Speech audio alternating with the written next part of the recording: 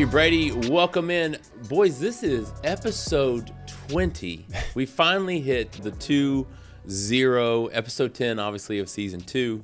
It's kind of cool to see that. But, yeah, this is the big 2-0. Felt like it was going to take forever to get there. I will say it feels like season 2 went a lot faster than season 1. You know, when you and I were just starting out, Benji, I felt like we were kind of learning how to podcast, how to do things, how the schedule should be. We were really flying by the seat of our pants. And then, I don't know if it was just with the addition of Brady, things got more organized and just more on schedule, whatever it was. Season 2 has been there. I'm sure like you, I've heard from several people, though, they do like the fact that we shortened the episodes from 60 minutes to 30 minutes. So it gives them a little bit better, they can listen to it on the way to and maybe even from the work, the office place or whatever. Hey, listen, people's attention span nowadays is short. An hour's long. Yeah, sure. I will tell you, Adam, I don't know if you've seen this, but we are now, I don't know how many countries we're in, cities we're in, but I will say we crossed the 5,000 stream. Woohoo! And that is we can't thank you guys enough. I know that there's been a lot of you that have joined us recently. I want to say we're in like 54 different countries now. Yeah. 650. Canada is actually our second place country. Holy cow. Yeah. Really? And then the United Kingdom. Yep. I mean, United Kingdom's right behind it. So, but we're in 651 different cities across the world now. Who would have ever thought we could have said the world? But we can't thank you guys enough for listening in. Hopefully the info that we're providing is giving you some tools and maybe even some ammunition to help your businesses grow. And with a background that we have, we hope we can help you. So we just want to say thank you guys for listening and tuning in. It means a lot to us.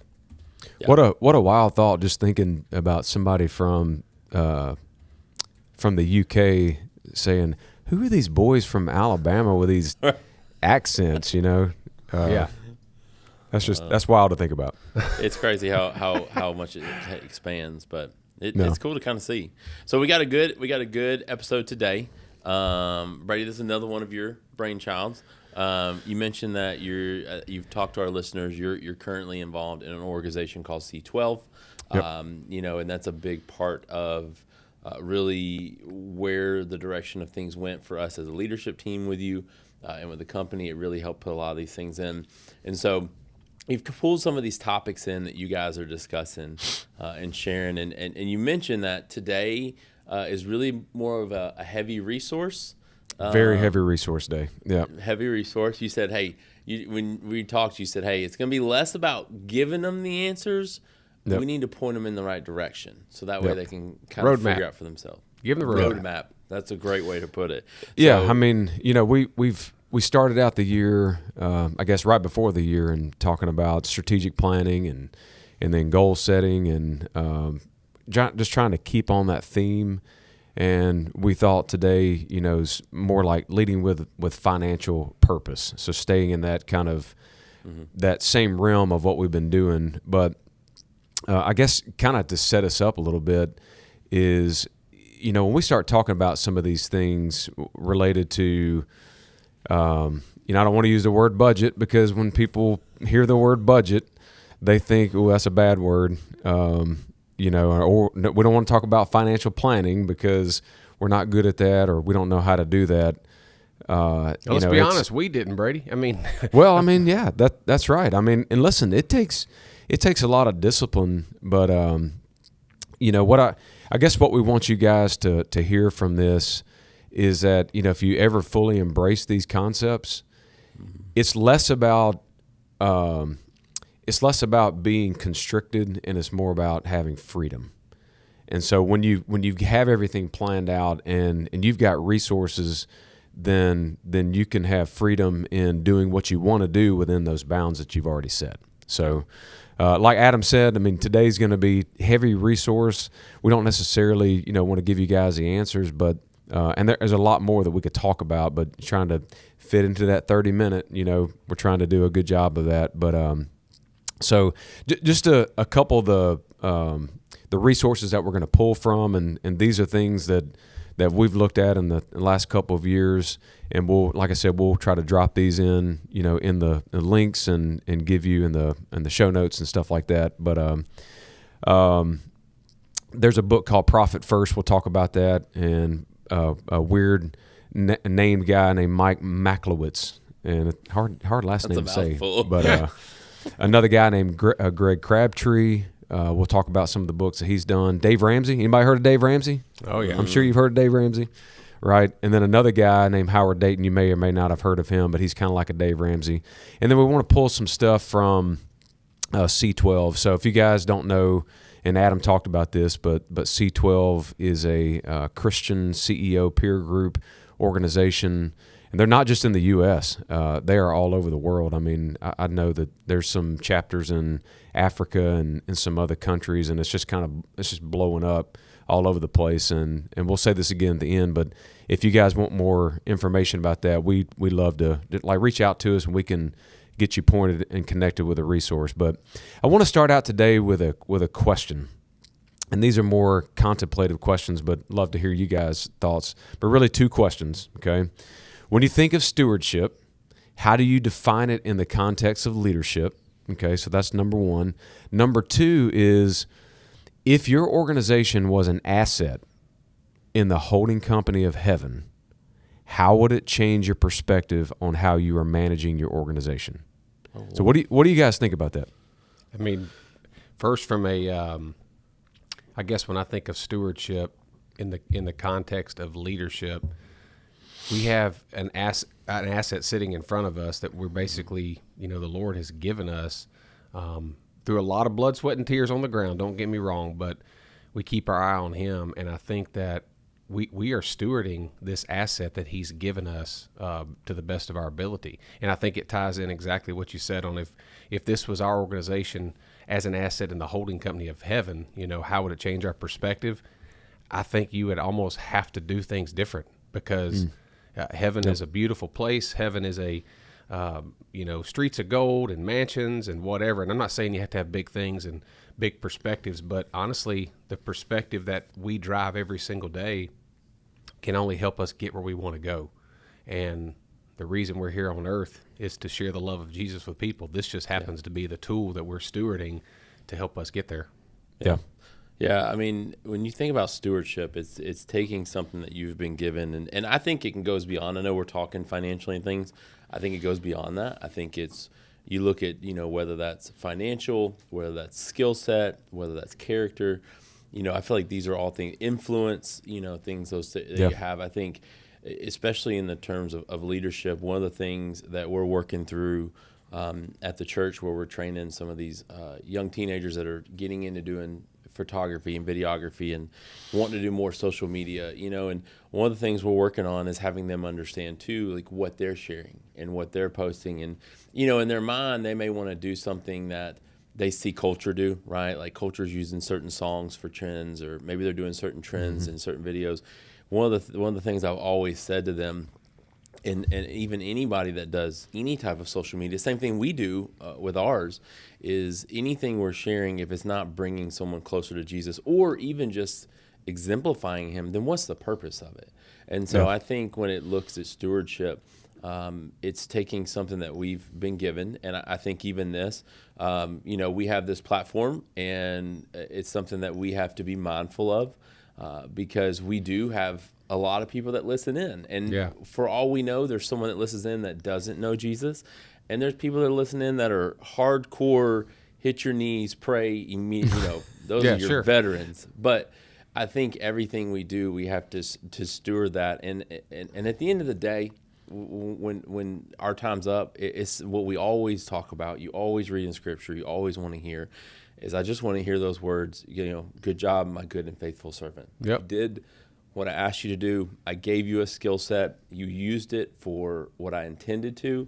And I think that's the same thing when you look at finances. How do you use that? How are you using those things? Are they for yourself? Are they for others? And so I think sometimes stewardship for me is how am I using it to exactly what you said, Benji. Mm-hmm. Bring people Adam, closer to Jesus. What a great segue. I mean, so when we think about this stuff, it reminds me of the parable of the talents. So Matthew 25. We actually went through this with our leadership team the other day, and we're talking about financial things and financial stewardship, okay? And for those of you that know the story or don't, just a quick recap, the master left, and he gave 3 of his servants, one he gave 5 talents, one he gave 2, one he gave 1. And when you do real research into like what is a talent, and you look back in the context and all that stuff, when you really dive in deep, so 1 talent was money, okay? So 1 talent was 6,000 denarii, okay? And I may not be saying that in my southern accent the right way, okay? But one talent was Hebrew. That was Hebrew, that's right. But so 6,000, 1 talent, 6,000 denarii, okay? Mm-hmm. 1 denarius was equal to a day's wage for the common laborer, okay? So we put that in today's context. It's like this master left, and he entrusted these financial resources with these servants, which was not uncommon for that day. Mm-hmm. So to one guy, to the one he gave 1 talent to, that was like $1 million, okay? Really about $900,000, but we're going to round up to $1 million, okay? Mm-hmm. So one he gave $1 million, one he gave $2 million, one he gave $5 million, all right? And what he was hoping for when he got back, what were they going to do with those resources? Well, if you know the story, he got back, and the guy with 5 doubled to 10, the one with 2 doubled to 4, and the one with 1 said, "Master, you are a hard man, and I figured if I did something wrong with it, that you would get on to me, so I went and buried it in the sand." And I would encourage you guys to go read what the master actually said, and it's pretty eye-opening. But basically at the end of it, he said, "Hey, give your 1 to the one that I gave 5 to, and he'll go do something with it." So it's challenging for us as leaders, especially like for business leaders, or if you're over any financial resources at all, that we're managing this in the kingdom of heaven. So when we think about that, and kind of, some of the things that I've learned from C12 is C12 has this thing called the tri-value model, okay? And here's what the tri-value model says, and it's like a triangle, all right? And at the top it says, are we providing economic value with our business? Are we providing team value? And are we providing spiritual value? Okay, so economic value add, team value add, spiritual value add. And really what economic value, it says, measures whether our leadership enhances or depletes capital over time. And what that means is, are we making a profit? Mm-hmm. Okay? Because we really can't serve our organization well. I mean, yeah, we can have a great culture and we can have all these things, but if you're not making money, if you're not making a profit, then you can't do some of the things that you need to. Yeah. Secondly, is team value add is, how are we growing our people? So, yes, we can grow profits, but if we're not growing people while we're growing profits, then it really doesn't mean anything, right? Think about the asset in the holding company of heaven. And then thirdly is the spiritual value add. And what C12 does a great job with is us stewarding our businesses is something called BAM, B-A-A-M. And what that stands for is, are we using our business as a ministry? Mm-hmm. So are we growing profits? Are we growing people? And in tandem with doing those things together, how are we taking care of the people that God has entrusted us with every single day?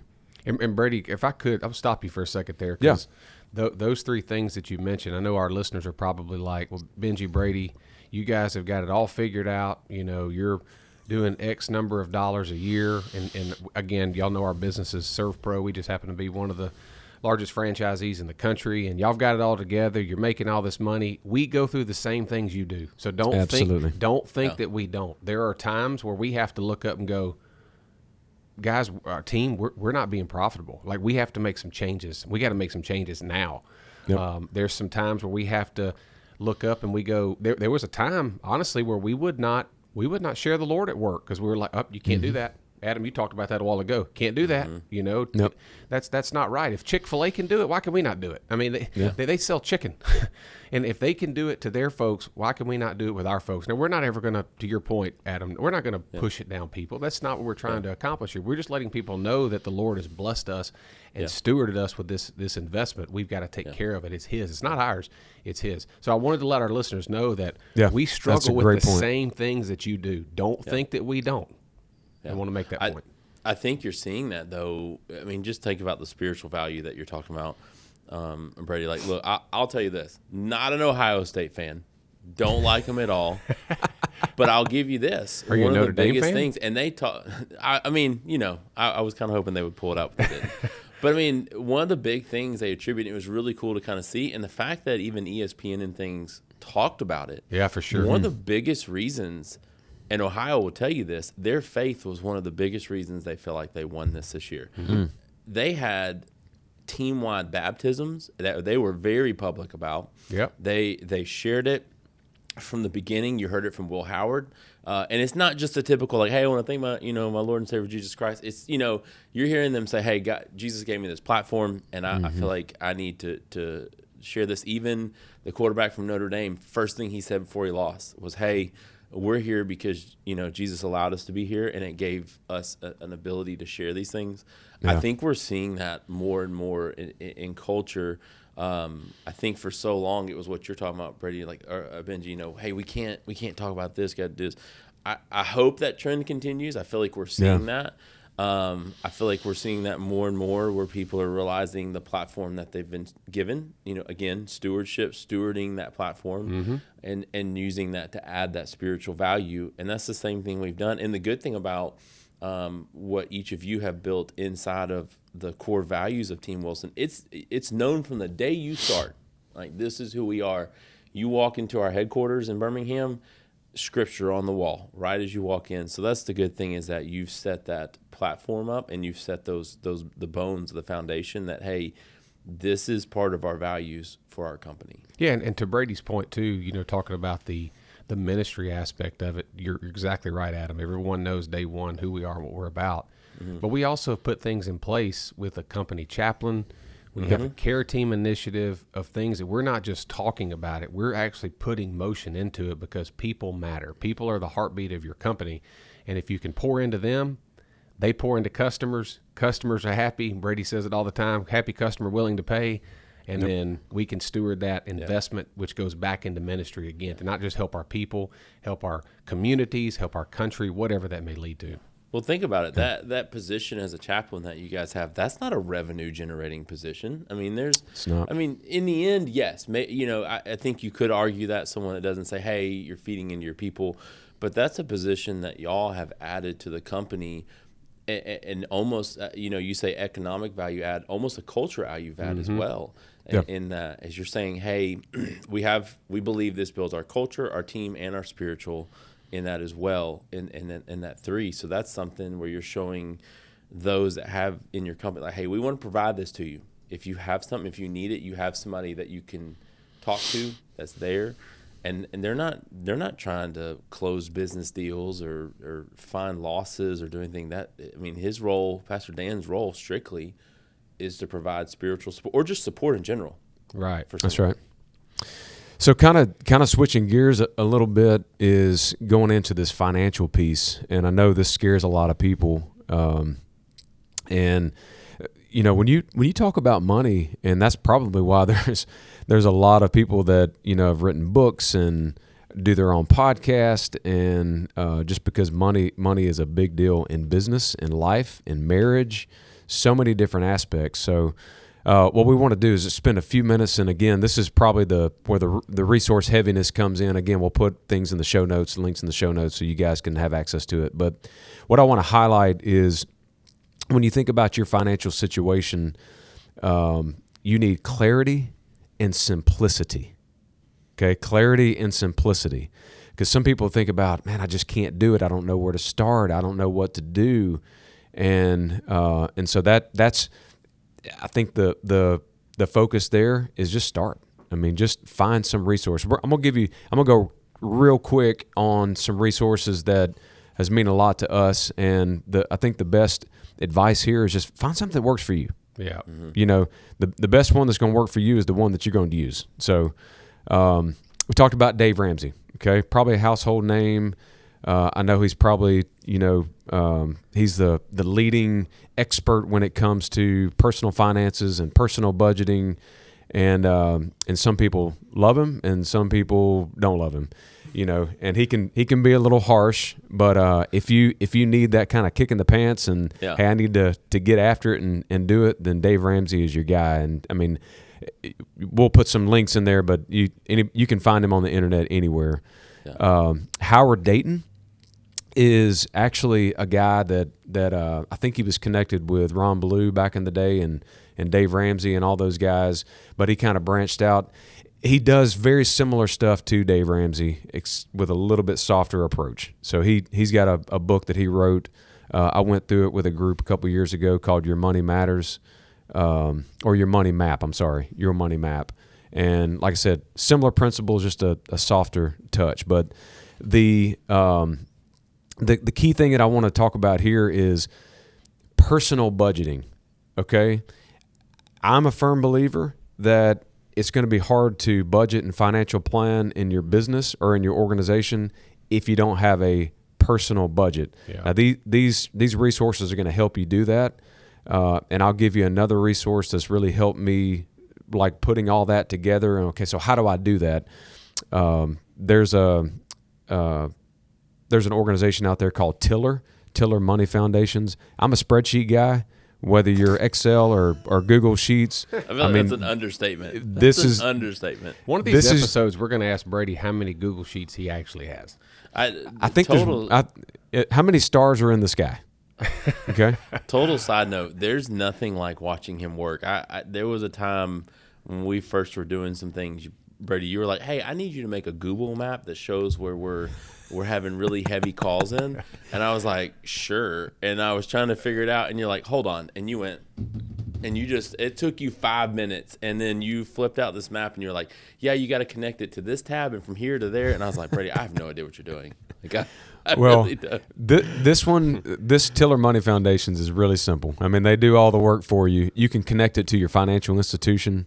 But like I said, whatever resource that you use, I just think it's important. If you don't have a personal budget, it's going to be hard to have. If you don't have those disciplines in your personal life, it's going to be hard to have those disciplines in your business life. And so, kind of get into the business aspect of it. Just a couple resources. We mentioned a guy by the name of Mike Michalowicz. He's written many, many books, really good.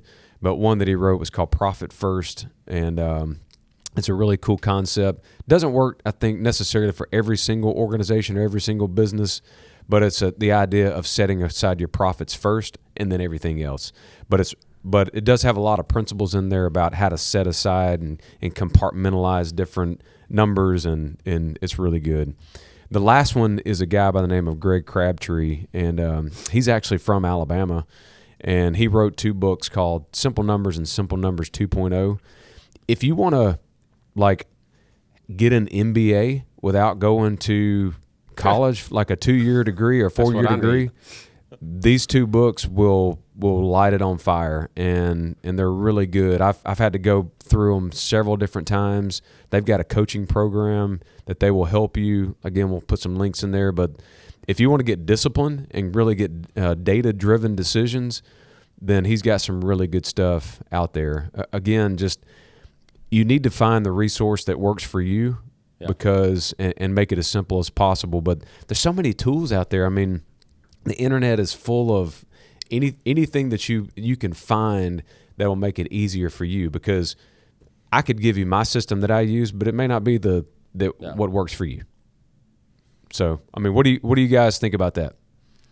I think it's fantastic. You said it right. If you don't have a personal budget, and I know people budget different, it drives everything that you're going to do on the business side, and vice versa. You know, obviously you got to be profitable in a company. If you can't be profitable in the company, what's the point of having the company? You can have all the revenue in the world, but if you don't have profit to show, there's no point in it. Yeah. I love the map. Your money map concept. I've never read that book. Again, I don't read a lot of books, but that one stuck out as an option. And you can't go wrong with Dave Ramsey. I mean, Dave Ramsey is the budgeting guru. Got the most simple apps out there you could think about, personal, business, whatever, to help drive you and your company forward. Yeah. Yeah, my wife is the financial person in our family, which I've made the joke all the time that Brady and Emily are very similar. But she does a lot of that, and personal budgeting is what we had to do, especially once we had kids. Like we didn't have kids, it was a little easier. It was just the two of us. But there's a lot of things that are coming in that we haven't planned for, things that we haven't thought about, things that might happen with the girls. And honestly, if it hadn't been for budgeting and making sure that we had stipulations and things in place, there would have been a lot harder times. And that was early on that we learned that how important that was, especially when we first had our youngest. We had to have some of these things in place, like you said, whether that's for your company or personally, whatever those are, and we had to do the same thing. We had to make decisions on things that we knew we couldn't do anymore.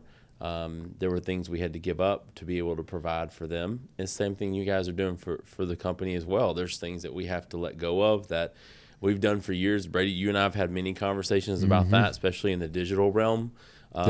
We've had to let go of things that we've used, whether it's just things that make our job easier or, things that we had to let go that we've used that just weren't being profitable. And so that's the tough thing. But those are a lot of parts that I think are important for having those. Because if you don't have that budget, you're going to have to make a lot harder choices, both personal and business, and you don't want to have to get into that mode. Yeah, and by the way, guys, we kind of talked about this before the episode. Is this going to be a two-parter again or not? I almost think it needs to be. Okay. And I have a quick story as we wrap this up. Because, sometimes people are like, budgets, financial planning, yeah. I've heard it, don't believe in it, not doing it, but my company's still going to do what my company does. We actually went on a trip to Gatlinburg, Tennessee, back for Martin Luther King weekend, and here comes the dreaded snow. We're, who knows, a mile up in the mountains or whatever, and we look up and we're like, there's no way we're going to be snowed in up here. It's just not possible, right? And you've seen what's happened recently in Florida getting all this snow and the Gulf Still Coast. Blows my mind. I mean, unbelievable. And so here we are up on this mountain. We wake up on a Monday morning getting ready to drive home and walk outside, and there's probably 4 or 5 inches, give or take, of snow to get down the mountain. Now, if you could imagine, we're a mile up in the air, and we're thinking, how in the world are we going to get our vehicles? We had 3 of them. There's a lot of people staying up there in these cabins, a lot. How are we going to get down the mountain?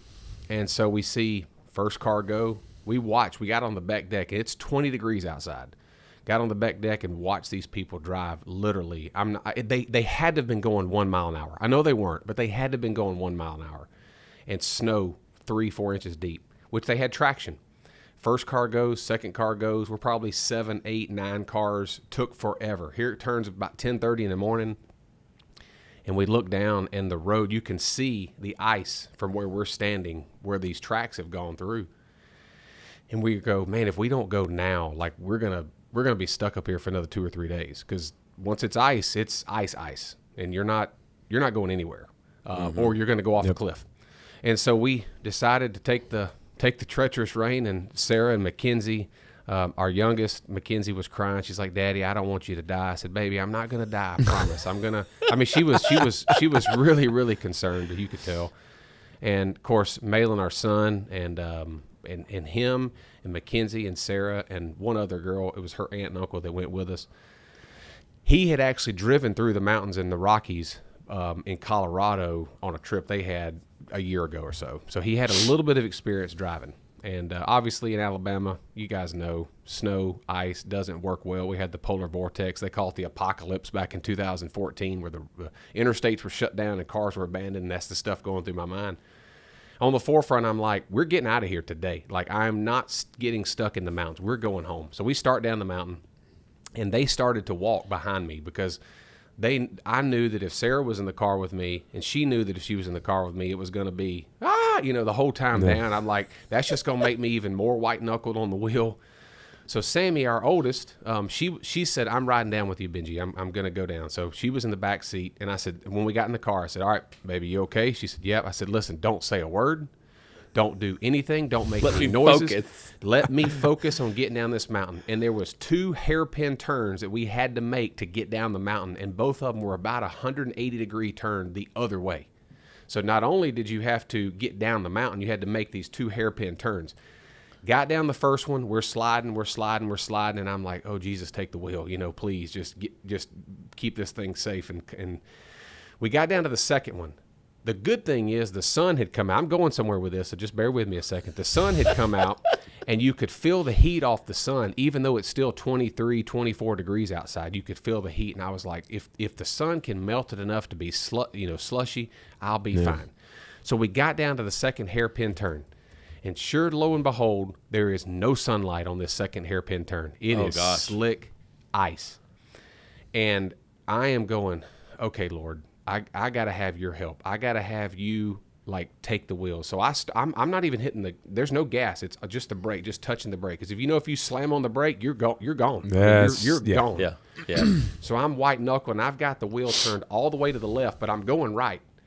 And I can look out the window and I see a very small pavement, not ice, but very small pavement to if I can just catch the grip from that tire that I can get down the mountain. And her uncle had gone ahead of me. He was in a small car, a really small car. He said, look, if you'll do this, if you will, as soon as you hit that little patch, let go of the steering wheel and put it in, make sure you're in first gear, which I was the whole way down the mountain. Mm-hmm. Make sure that you just let the car go.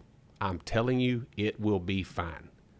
And I'm in a Cadillac Escalade, heavy vehicle, okay? And I said, all right, I trust you. And sure enough, I let go of the steering wheel.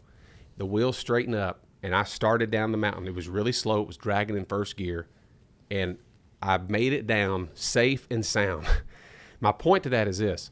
Sometimes we know what's right in front of us, the budgeting, the financial planning, and whatever else may be right in front of us that we're just not doing.